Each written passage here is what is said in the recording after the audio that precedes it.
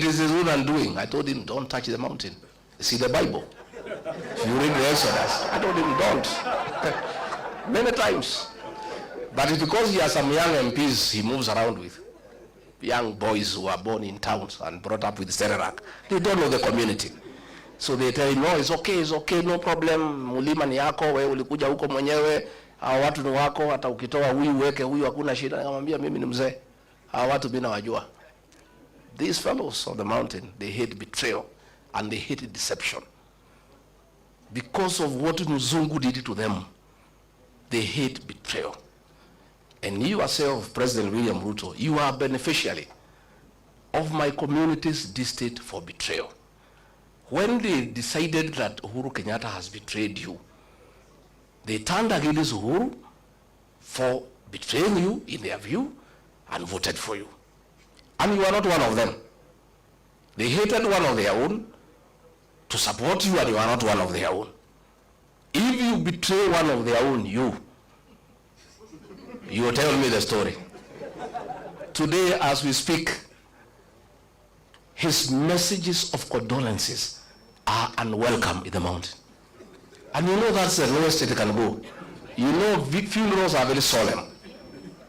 In my community where I come from, even if it is suspected you had a hand in the death of the person being buried, people still allow you to come and even give condolences. When the people say they cannot listen to your condolence, you know it's over. The other day we were in Embu, and they are trying to blame Justin Muturi Bidan because the people rejected his condolence message. The president wrote him abusive messages the whole night, threatening to sack him. But even if you sack Bidan Muturi, nothing will change in that area. Nothing. And I told him, and he cannot say I did not tell him. Because me, I'm an honest man. I sat him down and I said, boss, you believe my you. Now, why he's annoyed is because 47% of his support, 4 million votes, iko nje. Sasa anategemea ati Raila akienda AU, he can transfer zile zake. Zile za Raila zilikuweko za Wiper, they are not there. Ile ya Mlembe is not there. Hii ya Kisii is not there. Huyu jamaa amekwama. Amekwama. And I can tell you, because I know him, he is cornered. Kazi yetu rahisi sana is to stay together and unite our people.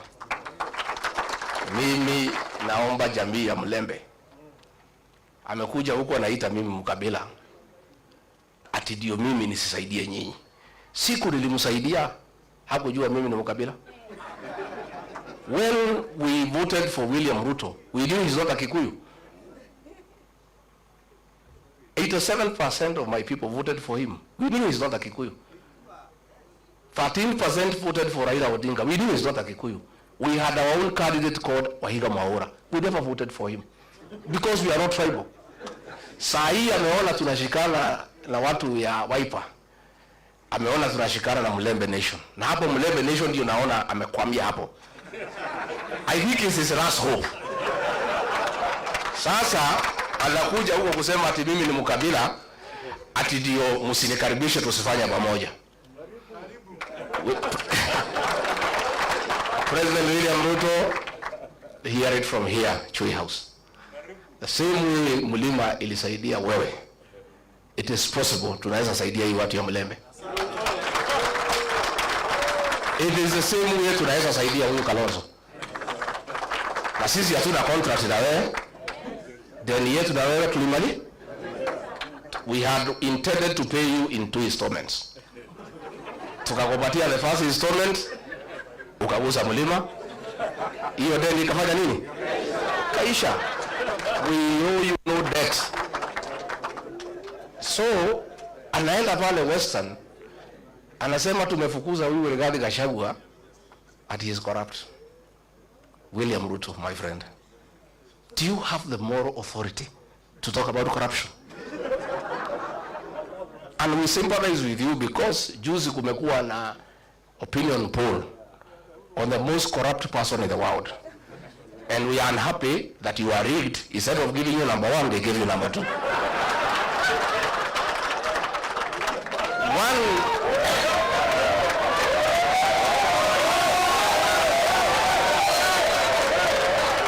Let me say,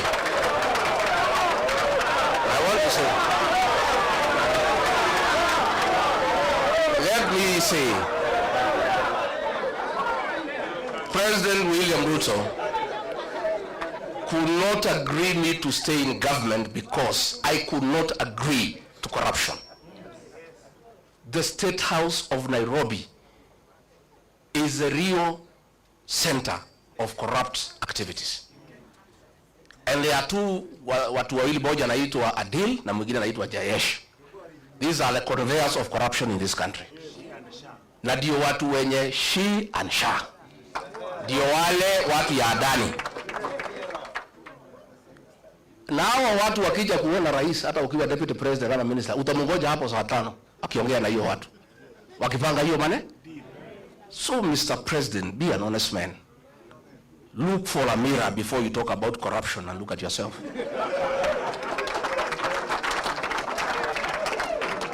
If you think the people of Kenya are very intelligent, Rigathi Gachagua has not been associated with any scandal in this country. So wewe unaenda pale unasema he is incompetent. In matters incompetence, Mr. President, I tend to agree with you to a certain extent. Serikali yako ni ya uongo, kutenga, kudanganya watu. Uliandika mkataba na watu ya Western, ukamjema utajenga 1000 kilometers, hujajenga. Umekuwa hapo juzi unafungua transformer. Wewe mimi ulitaka nikusaidie kudanganya wa Kenya. In matters kudanganya wa Kenya, Mr. President, I'm incompetent. Absolutely. I accept. Because hiyo alikuwa anataka tuende ku-launch barabara na anajua hakuna budget, tukitoka Matinga inafanya nini? Sasa hiyo ndio kazi rais anataka nimsaidie. Ndio anasema huyu haelewi programu za serikali. Sasa kwenda kupeleka Matinga ukijua hakuna kazi inafanya, hiyo ni programu ya serikali. He was telling me to go and defend Adani. Tulikuwa na Eugene Wamalwa, huyu mheshimiwa, na Onyonga kwa mazishi Kitale.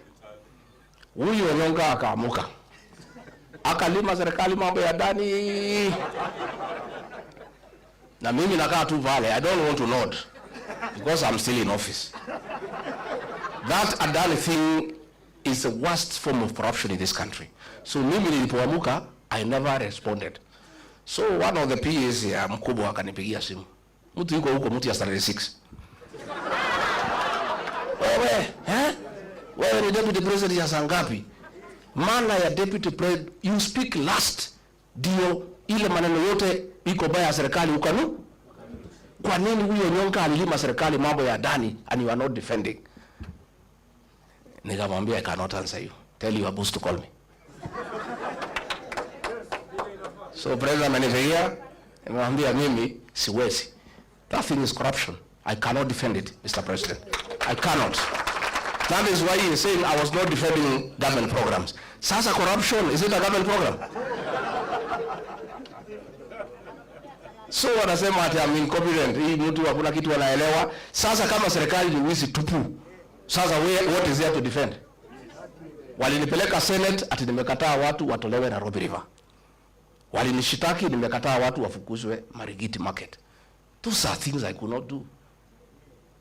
Ukiangalia hii maneno ya affordable housing, it is the worst fraud against the people of Kenya. And it's good today I tell the country. And those are things he was telling me to go to TV to defend. I told him I will not. Mimi pia nikichwa ngumu. That housing, initially we believed in the president. That ni ya kuleta ajira, nini, maneno kizungu mingi, we looked okay. Until it came to my attention, it has nothing to do with housing. Ni biashara. Ya kwamba PS wa housing. Ukitaka kujenga affordable housing, you must go and sign a subcontract na kampuni ile tauza simiti na chuma na mabati, na hiyo kampuni watu wale wakubwa zaidi Kenya wako ndani ya wapi? So this housing levy inatolewa kwa watu ya Kenya is to make sure these houses are going on, ndio hao wauze simiti, wauze chuma, wauze mabati. That is what the president is accusing me of not understanding and being incompetent. Sasa mimi nauliza, na mimi nataka niseme, I want to assure the people of Kenya, this team I see here, and when I listen to the people of Kenya, because I listen a lot, once a new government is sworn in, that housing levy will have to be abolished so that we restore the dignity of the payslip. The dignity of the payslip. Wakenya wamehangaishwa zaidi. Na nimeona mpaka yule mkubwa ya wafanyikazi amekuwa ameingia kwa hiyo praise and worship team. Watu nakazwa mambo ya NSSF, mambo haongei. Kazi yake ni praise and worship. Those are the things sisi ambaye tumeshindwa kufanya. So finally ndio nimalize, because I wanted to tell the president, usidanganye wa Kenya. Useme ukweli, tulikosania corruption, because wewe ndio unaeneza corruption na watu yako. Na it is impossible to make any progress in this country unless we sort out this country in terms of leadership. We'll sink lower and lower. Finally niambie watu ya Western, because mimi naona huyo jamaa amekwama hapo kwenu. Nyinyi mko na bahati that we are here to advise you. Alienda kwenu siku 6. Kwetu he was there 6 days out of 7 every week. Hakuna kanisa hajaingia. Hakuna barabara hajui kwa jina. Hakuna soko hajui kwa jina. And you would memorize, we are very impressed. Anataja barabara, Wakikuyu wanasema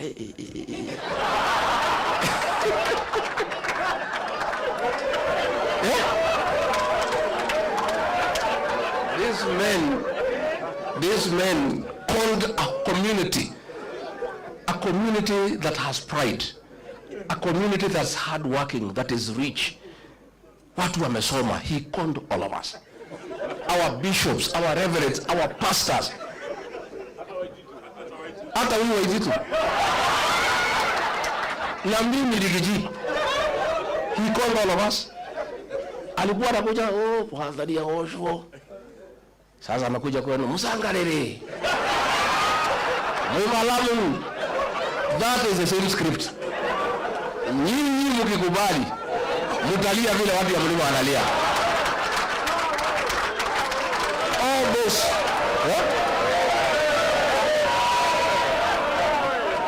hiyo yote ni utapeli. All those things promising he will not do anything. He promised us atatumalizia barabara ya Mau kwisha. Nitajenga hii. So today he does not come to our place. The last time alikuja pale Embu in November, alijaribu kuenda uongo ya housing. Washirika wakabuka kumwambia tutaki uongo hapa tena. Hiyo mambo ya uongo peleka huko Western. Akajaribu kuongea mambo ya SHA, akaambiwa tutaki uongo. Kwetu amejulikana na ndio humuone huko. Na hata akija atakutana na watu. So nyinyi watu ya Mlembe msituangushe. At least you have the benefit of free advice from victims of deception. Sindio? Simuko na free advice. Yeah? Sasa yeye halali ati nimekaa pale wa Mnyoro. Mimi nakaa tu chini ya miti. Yeye hako juu ya gari. The reason President Uhuru Kenyatta alikuwa ametuambia muachane na hii mtu, but he never gave us the reason. Na hapo alitukosea. So kama angetuambia what I know today, hatungekuwa hapo. Also the choice he was giving us was also not acceptable.